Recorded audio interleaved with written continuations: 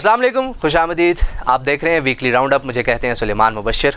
اس شو کے ذریعے ہم آپ کو ملکی اور بین الاقوامی تمام اپڈیٹ سے آگاہ کرتے ہیں۔ تو بغیر کسی دیر کے بڑھتے ہیں اپنی پہلی خبر کی طرف۔ ناظرین، کرائسٹ چرچ میں ہونے والا واقعہ تو آپ کو یاد ہوگا، جہاں پر 50 مسلمانوں کو بے دردی سے قتل کیا گیا تھا۔ فلسطین میں مسلمانوں کے ساتھ مظالم ہوتے ہیں، کشمیر میں مسلمانوں کو بے دردی کے ساتھ قتل کیا جاتا ہے، ان کا قتل عام ہوتا ہے، لیکن پھر بھی اسلام کو ایک انتہا پسند مذہب قرار دیا جاتا ہے۔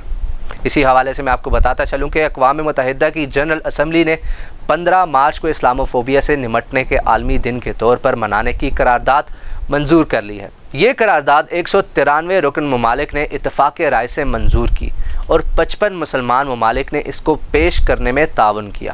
قرارداد میں مذہب اور عقیدے کی آزادی کے حق پر زور دیا گیا اور 1981 کی ایک قرارداد کا حوالہ دیا گیا، جس میں ہر قسم کے عدم برداشت اور مذہب یا عقیدے کی بنیاد پر امتیازی سلوک کے خاتمے کا مطالبہ کیا گیا تھا۔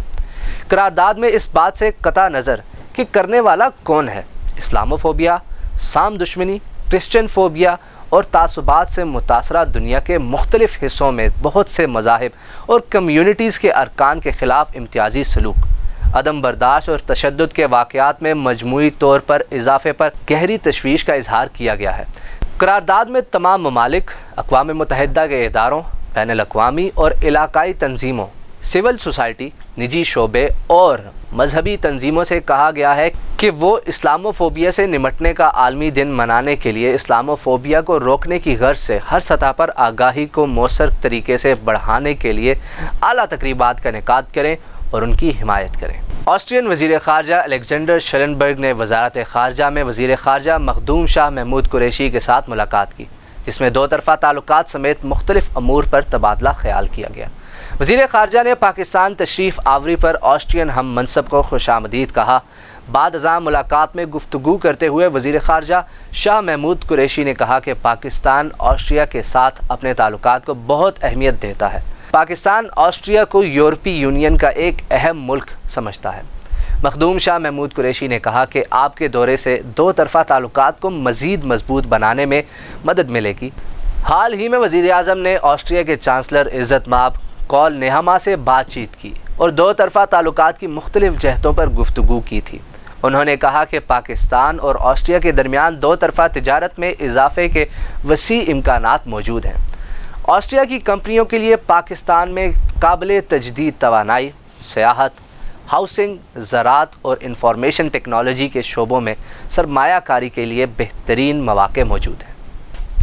بڑھتے ہیں اگلی خبر کی طرف۔ IMF نے کہا ہے کہ روسی حملہ عالمی معیشت کے لیے تباہ کن ہے۔ سرمایہ کاروں میں غیر یقینی کی صورتحال بڑھے گی، جس سے اثاثوں کی قیمتیں گر جائیں گی۔ روس کے حملے کے اثرات دنیا کی معیشت پر ترقی کی رفتار میں کمی کا باعث بنیں گے، جبکہ مہنگائی میں اضافے کی شکل میں سامنے آنے کے ساتھ ساتھ عالمی معیشت کو لمبے عرصے کے لیے ایک نئے سانچے میں ڈھال سکتی ہے۔ عالمی مالیاتی ادارے کا کہنا ہے کہ پناہ گزینوں کی لہر اور دوسرے انسانی مسائل کے علاوہ اس جنگ سے افراط زر بڑھے گی، جبکہ خوراک اور توانائی کی اشیاء مہنگی ہوں گی۔ جنگی صورتحال کے اثرات کاروبار میں خلل، سپلائی چینز کی بندش اور یوکرین کے ہمسایہ ممالک میں ترسیلات کی کمی کی صورت میں سامنے آ سکتے ہیں۔ آئل مارکیٹنگ کمپنیوں کا پیٹرول ڈیزل پر قیمت کا فرق بڑھ گیا، جس کے نتیجے میں ملک میں پیٹرول بحران کا خدشہ پیدا ہو گیا ہے۔ پیٹرولیم ڈویژن کی دستاویز نے خطرے کی گھنٹی بجا دی ہے۔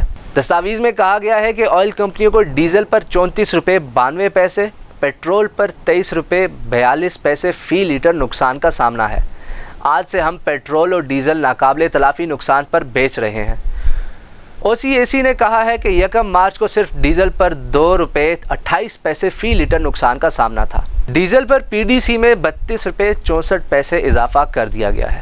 دستاویز میں کہا گیا ہے کہ حکومت نے 30 مارچ تک ادائیگیاں نہ کی تو سپلائی مشکل ہو جائے گی۔ کھیلوں کے شائقین کے لیے ایک اچھی خبر، پاکستان چوتھی مرتبہ سنوکر کا عالمی چیمپئن بن گیا۔ فائنل میں 16 سالہ احسن رمضان نے ایران کے تجربہ کار کھلاڑی عامر سرکوش کو شکست دی۔ تفصیلات کے مطابق پاکستان کے کم عمر کھلاڑی احسن رمضان نے پاکستان کے لیے تاریخ رقم کر دی ہے۔ یوں پاکستان چوتھی مرتبہ سنوکر کا عالمی چیمپئن بن گیا۔ احسن رمضان ورلڈ سنوکر چیمپئن شپ جیتنے والے تیسرے کم عمر کھلاڑی ہیں۔ دوحہ میں ہونے والے مقابلے میں 16 سالہ احسن رمضان نے فائنل میں ایران کے عامر سرکوش کو 6-5 سے شکست دی۔ اس سے پہلے ورلڈ سنوکر چیمپئن شپ میں احسن رمضان نے سیمی فائنل میں اپنے ہم وطن اور دفاعی چیمپئن محمد آصف کو سخت مقابلے کے بعد شکست دی تھی۔ یہ تھا ہمارا آج کا ویکلی راؤنڈ اپ۔ امید کرتا ہوں آپ کو بہت پسند آیا ہوگا۔ آپ سے ملاقات ہوگی اگلے ہفتے اس امید کے ساتھ کہ آنے والی ہر صبح نہایت خوشگوار ہوگی۔ اپنا بہت سا خیال رکھیے گا۔ اللہ حافظ۔